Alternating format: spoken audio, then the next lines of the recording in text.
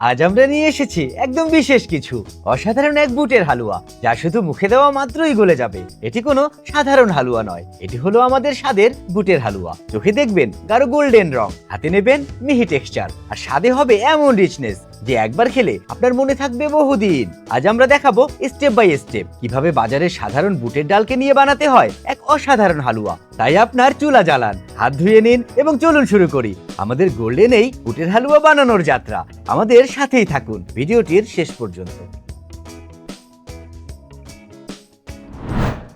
প্রথমে আমরা এই রেসিপিটি তৈরি করার জন্য নিয়ে নেব বুটের ডাল। অবশ্যই চেষ্টা করবেন বাজার থেকে একটু ভালো মানের বুটের ডাল সংগ্রহ করে নিতে, কারণ বুটের ডাল যদি খুব বেশি পুরনো হয়ে যায় সেক্ষেত্রে কিন্তু ডাল কোনোভাবেই সেদ্ধ হতে চাইবে না। আমরা এখানে হালুয়া তৈরি করার জন্য ঠিক 1 কেজি পরিমাণ বুটের ডাল নিয়ে আগে থেকে সারা রাতের জন্য ভিজিয়ে রেখেছিলাম।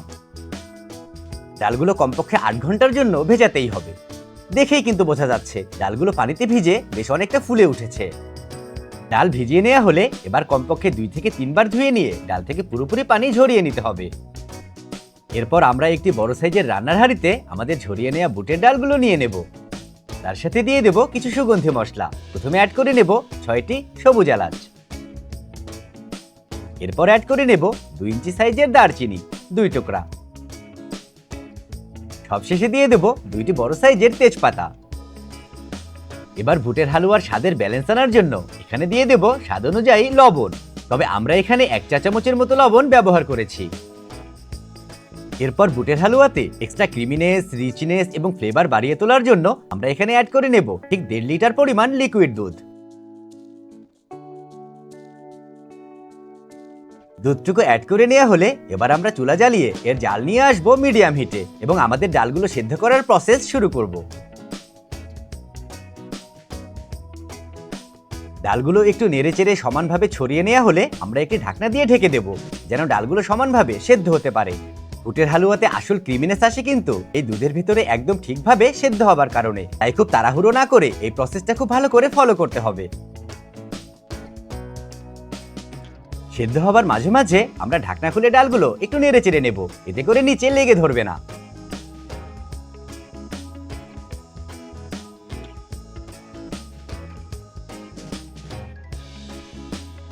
এভাবেই আমাদের ডাল সেদ্ধ হবার মাঝে মাঝে বেশ কয়েকবার করে নেড়েচেড়ে আবারও ঢাকনা দিয়ে ঢেকে সেদ্ধ হতে দিতে হবে, যতক্ষণ পর্যন্ত না হাঁড়িতে দুধ বেশ অনেকটা শুকিয়ে আসে এবং ডালগুলো সমানভাবে সেদ্ধ হয়ে যায়।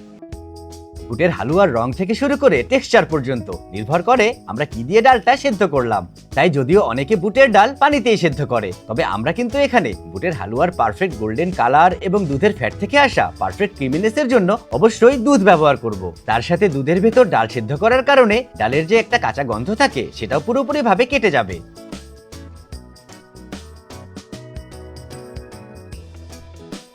আপনারা নিশ্চয়ই দেখতে পাচ্ছেন আমাদের রান্নার হাঁড়িতে বেশ অনেকটা দুধ শুকিয়ে এসেছে। এই পর্যায়ে আপনারা যদি ডালগুলো ব্লেন্ড করে নিতে চান তাহলে এতটুকু দুধ রেখে দিতে হবে, না হলে ব্লেন্ড করতে অসুবিধা হবে। তবে যদি আপনারা ডালগুলো পাটায় বেটে নেন সেই ক্ষেত্রে ডালগুলো আরো একটু জাল করে দুধের পরিমাণটা কমিয়ে নিতে হবে। তবে ব্লেন্ডারে ব্লেন্ড করতে চাইলে ডাল কিন্তু অবশ্যই কিছুটা ঠান্ডা করে নিতে হবে। তবে হালুয়ার আসল স্বাদ পাওয়ার জন্য ডালগুলো আরো একটু জাল করে পাটায় বেটে নেওয়াটাই উত্তম।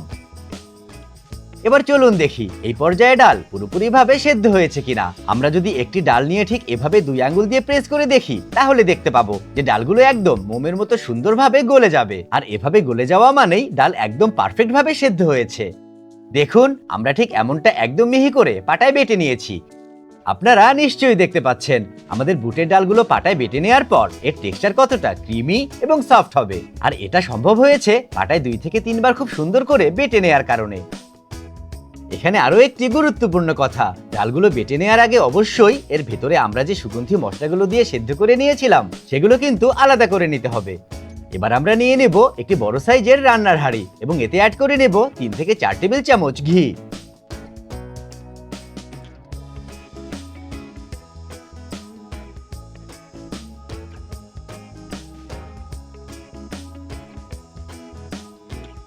ঘিটুকু অ্যাড করে নেওয়া হলে এই সময় চুলার আঁচ লো হিটে রেখে অ্যাড করে নেব 10 থেকে 12টি কাঠবাদাম। তার সাথে দিয়ে দেব 10 থেকে 12টি কাজু বাদাম। এবার আমরা বাদামগুলো কিছুক্ষণের জন্য খুব সুন্দর করে ভেজে নেব। এভাবে ভেজে নেওয়ার কারণে আমাদের ঘিতে অ্যাড হবে বাদামের ফ্লেভার, আর বাদামে অ্যাড হবে খুব সুন্দর একটা ঘিয়ের ফ্লেভার, যার কারণে যখন এই ঘি ব্যবহার করে আমরা হালুয়া তৈরি করব তখন হালুয়া হবে অত্যন্ত স্বাদের। তার সাথে বাদামগুলো হবে একদম পারফেক্ট রোস্টেড এবং ক্রিস্পি।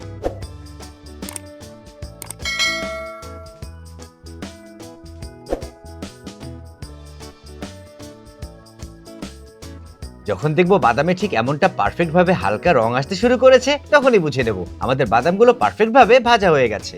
এবার আমরা বাদামগুলো থেকে ঘি ঝরিয়ে একটি পাত্রে তুলে নেব।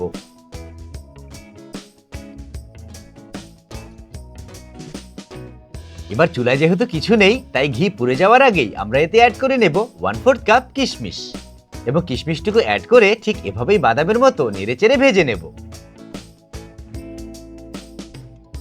অনেকেই ভাবতে পারে যে আমরা বাদামের সাথে কেন কিশমিশ ভাজলাম না। এর মূল কারণ হলো কিশমিশ ভাজা আর বাদাম ভাজার সময়ে অনেক পার্থক্য আছে। কিশমিশ বাদামের তুলনায় অনেক তাড়াতাড়ি ভাজা হয়ে যায়, খুব তাড়াতাড়ি ফুলে ওঠে আর খুব সহজেই পুড়ে যায়। আবার কোনো সময় যদি বাদাম কিছুটা ভেজে তারপর কিশমিশ অ্যাড করি, তাহলে বাদামের রং চলে আসে, কিন্তু কিশমিশ ভালোভাবে ভাজা হয় না।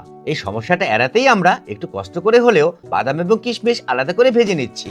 নিশ্চয়ই দেখতে পাচ্ছেন আমাদের কিশমিশগুলো কতটা পারফেক্ট ভাবে ফুলে উঠেছে এবং দেখতে কতটা লোভনীয় লাগছে। এই সময় আমরা ঠিক বাদামগুলোর মতোই কিশমিশগুলো রান্নার হাঁড়ি থেকে ঘি ঝরিয়ে তুলে নেব। এবার আমরা একই রান্নার হাঁড়িতে অ্যাড করে নেব 1 কাপ পরিমাণ ঘি। তবে আপনারা চাইলে হাফ কাপ ঘি আর হাফ কাপ রান্নার তেলও ব্যবহার করতে পারেন, তবে শুধু ঘি ব্যবহার করাটাই উত্তম। এবার ঘি পুরোপুরি ভাবে গরম হয়ে আসার আগেই আমরা আমাদের পাটায় বেটে নেওয়া ডালের মিশ্রণটি রান্নার হাঁড়িতে অ্যাড করে নেব। এই সময় আমরা চুলার আঁচ রাখবো মিডিয়াম হিটে। এবার ডালটুকু অ্যাড করে নেওয়া হলে আমরা নেড়েচেড়ে মিশ্রণের সাথে ঘিটুকু মিশিয়ে নেব। এই সম্পূর্ণ প্রসেসটি করতে একটু বেশি কষ্ট হবে, তবে এখানে একটি বিষয় খেয়াল রাখতে হবে, আমাদের ডাল বাটার সময় অথবা ব্লেন্ড করার সময় মিশ্রণটা খুব বেশি নরম করা যাবে না, কারণ ডালের মিশ্রণটি নরম হলে জাল করার সময় ডালের এই মিশ্রণটি ফুটতে শুরু করবে এবং হাত পুড়ে যাওয়ার একটা সম্ভাবনা থাকবে, যার কারণে মিশ্রণটি আমাদের মতো টাইট রাখার চেষ্টা করবেন।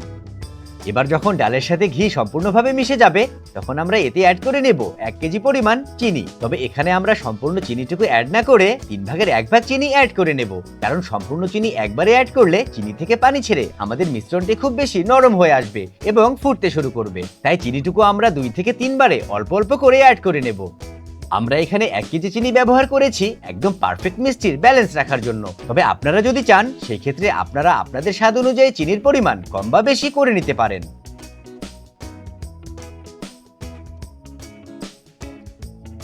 এই রান্নার সবচেয়ে বড় টেকনিক একটাই, সেটা হলো একদমই না থেমে অনবরত নাড়তে থাকা। চুলার আঁচ মিডিয়ামে অথবা মিডিয়ামের থেকে একটু কম রেখে যে এই হালুয়া তৈরি হয়ে আসা পর্যন্ত অনবরত নাড়তে পারবে, তার হালুয়াই সবচেয়ে বেশি স্বাদের হবে। আর যেহেতু এখানে বেশ অনেক পরিমাণে চিনি ব্যবহার হচ্ছে, তাই নাড়া বন্ধ করলেই নিচে খুব সহজেই লেগে ধরবে। তাই যদি প্রয়োজন হয়, এই হালুয়া তৈরি করার সময় সাথে কাউকে নিয়ে নিন, যেন আপনাকে সাহায্য করতে পারে। নাড়তে নাড়তে যখন ডাল আর ঘি একসাথে ভাজা হয়, তখন ধীরে ধীরে আসে গোল্ডেন কালার, তার সাথে ডালের ভেতর চিনির হালকা ক্যারামেল ফ্লেভার অ্যাড হতে শুরু করে। আর এই সময়ের মধ্যেই কিন্তু হালুয়ার আসল টেস্টটা তৈরি হয়।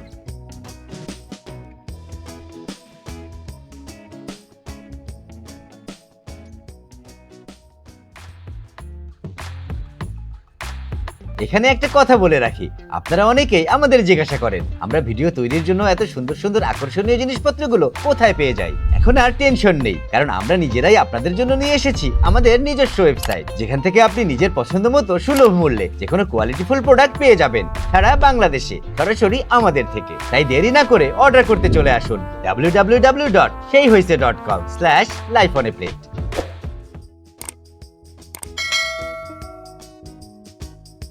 রান্না শুধু রান্না না, রান্না হলো ধৈর্য আর ভালোবাসার পরীক্ষা। আর বুটের হালুয়া বানাতে যে ধৈর্য লাগে, সেই ধৈর্যটাই শেষ পর্যন্ত মিষ্টি রেজাল্ট দেয়। তাই মনে রাখবেন, যত বেশি মন দিয়ে নাড়বেন, হালুয়াও হবে তত বেশি মনের মতো। আপনারা নিশ্চয়ই দেখতে পাচ্ছেন আমাদের হালুয়ার রং এবং টেক্সচার বেশ অনেকটা চেঞ্জ হয়ে আসতে শুরু করেছে। দেখে কিন্তু বোঝা যাচ্ছে যে আমাদের হালুয়া থেকে ধীরে ধীরে ঘি ছাড়তে শুরু করেছে এবং দেখেও অনেকটা চকচকে লাগছে। এই সময় হালুয়াটি বেশ অনেকটা টাইট হয়ে আসবে এবং দেখবেন আপনি এর থেকে চামচ সরাতে চাইলেও বেশ অনেকটা কঠিন হয়ে পড়বে। তখনই বুঝে নিতে হবে যে আমাদের হালুয়া তৈরি হয়ে গেছে। এবার আমরা সবশেষে হালুয়ার স্বাদ এবং চকচকে ভাবটা আরো একটু বাড়িয়ে তোলার জন্য এতে অ্যাড করে নেব 2 থেকে 3 টেবিল চামচ ঘি। আপনারা চাইলে ভেজে নেওয়া বাদাম এবং কিশমিশগুলো এখানে অ্যাড করে নিতে পারেন, তবে আমরা যেহেতু আলাদা করে হালুয়া ডেকোরেশন করব তাই আমরা এখানে অ্যাড করছি না। নিশ্চয়ই দেখতে পাচ্ছেন আমাদের হালুয়া কতটা অসাধারণ গোল্ডেন কালার এবং খুব সফট টেক্সচার ধারণ করেছে, দেখেই কিন্তু মুখে পানি চলে আসার মতো। এবং আপনারা যদি চান একদম মুখে দিলেই গলে যাওয়ার মতো বুটের হালুয়া ঘরেই তৈরি করতে, তাহলে আমাদের দেখানো নিয়মগুলো একদম পারফেক্ট ভাবে প্রথম থেকে শেষ পর্যন্ত ফলো করে বানিয়ে ফেলুন, এবং বানানো হলে আমাদের কমেন্টে জানাতে ভুলবেন না আপনাদের কেমন লেগেছে। এখানে আরেকটি কথা, আমরা এই হালুয়াগুলো শেপ দিয়ে নেওয়ার জন্য এই মোল্ডগুলো ব্যবহার করেছি, এবং আপনারা চাইলে আপনাদের ইচ্ছে মতো মোল্ড ব্যবহার করে খুব সহজেই হালুয়াগুলো শেপ দিয়ে নিতে পারবেন। আবার চাইলে ঠিক এমনটা বরফির মতো শেপ দিয়ে উপরে বাদাম দিয়েও পরিবেশন করতে পারবেন। দেখছেন কতটা লোভনীয় হয়েছে দেখতে? তাই আর দেরি কিসের, চলে যান আপনার প্রিয় রান্নাঘরে এবং তৈরি করে ফেলুন এই অতুলনীয় স্বাদের বুটের হালুয়া।